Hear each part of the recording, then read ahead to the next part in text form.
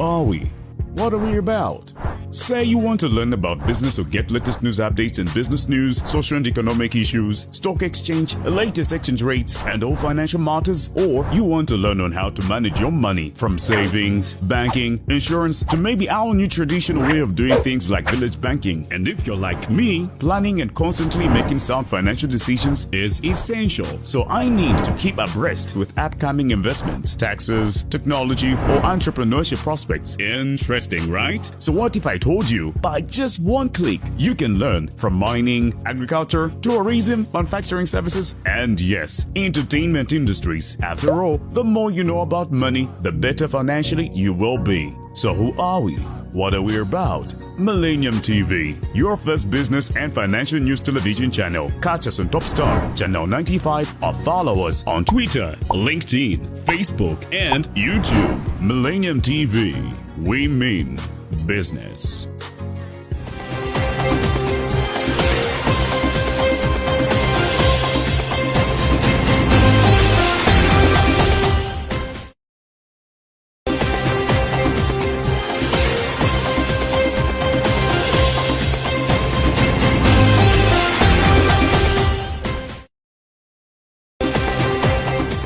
Now, COVID has come, and of course, one of the greatest sectors that has been affected is the economy in the nation of Zambia. We've seen bars, nightclubs, and of course, various sectors also being affected by the measures that the government put in place. Tourism sectors as well, the hospitality industry. How stretched is the economy? And one of the things is also the importation status of our country. Kelvin Chisanga is back home. I call this home for him. He's an economic analyst to be sharing with us in detail on this subject. Welcome back home, Mr. Chisanga. And first things first, I want to find out the state of the economy in the midst of COVID-19. Thank you so much. Good morning, viewers, and good morning, all of you here. Of course, we understand that the economy has been in a very difficult situation. It has been shaped in a depressed sort of arrangement, of which we understand that COVID has actually conflicted a number of activities in the economy. And of course, we know that we've continued now a third wave, which is actually lavishing so much to a point whereby we are even now in a state of state funerals. And also, we've got a number of big, prominent people, dying from this third wave of COVID.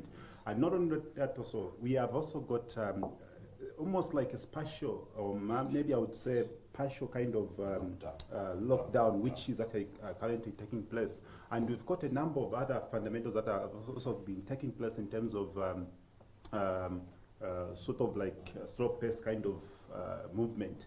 And as we speak right this moment, we've got a situation where the tourism sector, as you have said, it's not even performing, not in any of iota of some sort of function.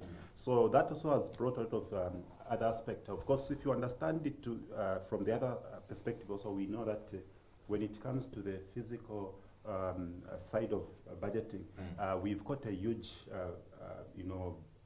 gap which is going to be experienced as we are looking into reviewing the performance of this year in terms of the 2021 budget. So all sorts of things are at stake, and also coupled with the political events, which also we are able to see. So a number of factors that are outlined, and we have actually even been able to see that our economic fundamentals now are not speaking right when it comes to now the issue of importation. And that's where I want us to actually concentrate on during this conversation is the effect of, we know Zambia is a land-linked, we've stopped saying land-locked, but land-linked. Some analysts have said that is an advantage to some sense. So now I would want to find out, is the current state of COVID-19 in Zambia's status being land-linked, is there any effect it has, especially vis-a-vis the import status of our country?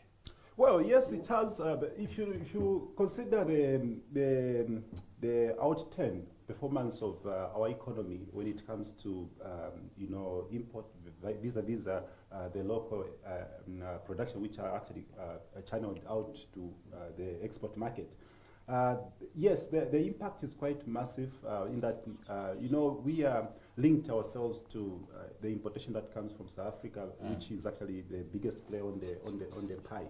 And of course, if you look at the regional architecture in terms of economic key structure, we've got a very good market in the DRC Congo as well as Malawi and Angola. But when it comes to our setup in terms of what has been happening in the Zambian sector, I think I would tell you to say that when the Bank of Zambia was setting up the monetary policy rate earlier this year, and which has actually been maintained in the second phase, it's basically not even having so much impact on the inflation, because what is happening is that when the import is so much, and what is currently taking place right this moment is that the effect is coming from the exchange rate, because we have always subjected ourselves or our local currency based on the exchange rate. And then that's where now the effect of inflation comes from there. And that's the reason why now we need to look at modality and models of trying to build import substitution industrialization process. Yes. And then now, with all that being explained, how do we go forward now as a country? We saw how South Africa being one of the big countries where we get our things from, even raw materials for some of the products that we do have in the country. What is the way forward to ensure that we sustain ourselves, to reduce the crippling down of our economy? Well, the only baseline here or fundamental element that we can actually try to institute in our local economy is to actually bring local content policy into action, and also to ensure that we have the industrialization process also quicken up, so that we are able to start producing ourselves here and also increase the export market. If you say the local content, we have the Buy Zambia campaign, that we have. Hasn't that really helped much to at least bring out the positivity that has when we get to be a self-sustaining country, for instance? You see, the Buy Zambia campaign, it's not something that is triggering down to the production base. It is just basically looking at a small auxiliary product that we are able to sustain ourselves through farming and through simple mechanism in terms of manufacturing. But what we need is to advocate strongly a very sound and robust manufacturing base, so that when we increase our level or our percentage of production, then we're able now to speak into the regional market. And then also, how best can we even get to revamping our industries? Because for industries to run, we'll need specialized experience and knowledge on how to, for instance, make the machines run. We'll need to have specific products, resources actually coming from this part of the country and that part of the country. How can all that be done really to just ensure sustainability? There are quite simple ways. Of course, I just forgot your name. Tracy. Tracy, if you look at the composition of our import structure in Zambia, it tells you to say that basically there are things that we normally use, which are actually essential commodities of goods. If you see that this product is quite essential or is quite cardinal for the Zambian economy, for us to maybe lubricate the economy, that's where now the physical makers, the government officials or government stakeholders, they should now pass certainly policies that should now be able to favor the investors to come and invest into this nation. Or the other way it can happen is to actually follow such kind of producers in their respective countries to say, come and we'll give you some bit of tax holidays or some bit of incentives so that you operate in the market and you basically help us to enlarge the production scale. So that's the only way it can work. And there are quite a number of other areas that we can also look at. Probably even just slapping off certainly import duties to actually help make the product affordable in the country. Because what has been happening is that if you look at the adverse effect of importation, sometimes the product becomes to be very expensive. Like what we are talking this moment, that we are looking at inflation coming from exchange rate. And that has been the biggest factor which even the central bank has been fighting for. Yes. So if they can be aware we can make our local production to that scale, then we are able to mitigate some of these inflationary pressures. I have a thought on that. For us to be able to sustain ourselves, it means that you and me are actually buying what we are producing in our country. Yes. But for some reason, you find that people tend to actually shun away from actually what we are producing already.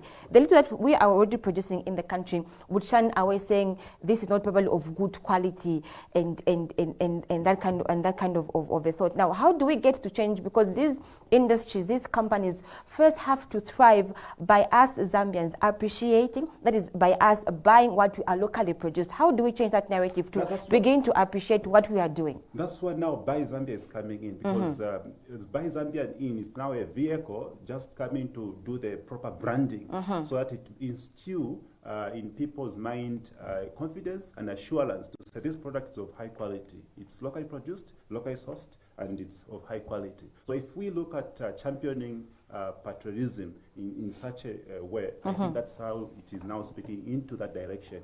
But the overall speech in terms of how we should be able to stabilize our economy is to ensure that large scale of production is taking place within the local market. We have, recently we saw the government suspending import duties on edible oil. Zambians have been trying to ask, has that trickled down to their level in terms of prices? I don't know how. Well, we have seen that there has been a reduction of about 20% in cooking oil, or edible oil, I should put it. Obviously, the bottom line that we haven't upscaled so much on soybeans production as well as groundnuts, which we can actually be using to produce cooking oil. So if they can be aware where we now start pushing the way we have pushed maize grain, like the way we have pushed that, it should be able to also be pushed in such a way that even soybeans as well as groundnuts should be able to actually upscale to a level where we have pushed maize grain, so that we are able to see substantial value out of it. As an economist, with what is happening with the COVID-19, how do you see Zambia coming out of this? Well, we just need to have local solutions in that we should be able to feed ourselves from what we have. And also we need to upscale, in agriculture, which is actually a very good market.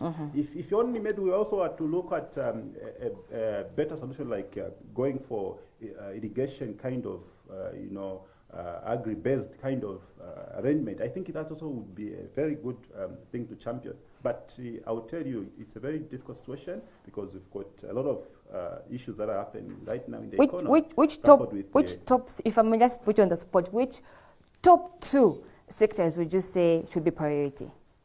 Well, we know that Zambia has been sustained by the mining industry, and also agriculture should be a very good, industry to actually substantiate some of the effect that we have faced in the local economy. But obviously, we know that in the Zambian style, it has worked in a different way, where we only look at agriculture to be land-fed kind of sector. But we should actually try to see how we can bring irrigation or winter farming. There are some other things I also wanted to hear your views on, especially that we're running towards August 12 elections and how that impacts on Zambia's economy. But I know we're going to have these conversations later on the show. It's always a pleasure to have you. Thank you so much for coming through. Thank you. Great. Still watching the Thursday edition of Millennium Kwacha. We're just discussing the state of the economy vis-a-vis COVID-19 with Mr. Kelvin Chisanga, an economic analyst, an all-weather friend of Millennium Kwacha. We take a short break. We'll be back shortly.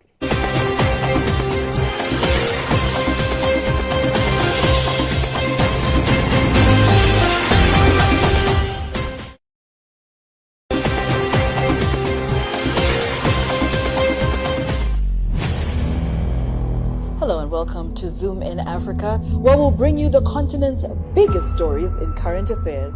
We'll also bring you the headlines, main news stories, expert analyses, and interviews. Right here on Millennium TV. Who are we? What are we about? Say you want to learn about business or get latest news updates in business news, social and economic issues, stock exchange, latest exchange rates, and all financial matters, or you want to learn on how to manage your money from savings, banking, insurance, to maybe our new traditional way of doing things like village banking. And if you're like me, planning and constantly making sound financial decisions is essential. So I need to keep abreast with upcoming investments, taxes, technology, or entrepreneurship prospects. Interesting, right? So what if I told you by just one click you can learn from mining, agriculture, tourism, manufacturing services, and yes, entertainment industries. After all, the more you know about money, the better financially you will be. So who are we? What are we about? Millennium TV, your first business and financial news television channel. Catch us on Top Star, Channel 95, or follow us on Twitter, LinkedIn, Facebook, and YouTube. Millennium TV, we mean business.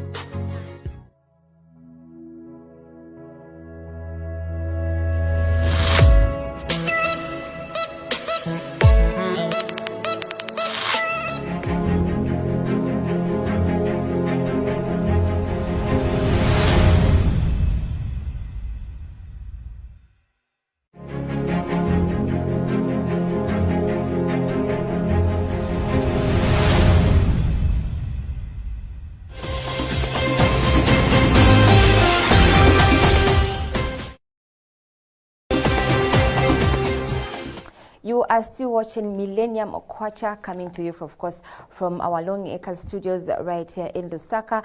And of course, we keep having the discussion of COVID-19 around us, and a lot of things keep on developing when you look at in that regard. Yesterday, what came out really was the issue of oxygen.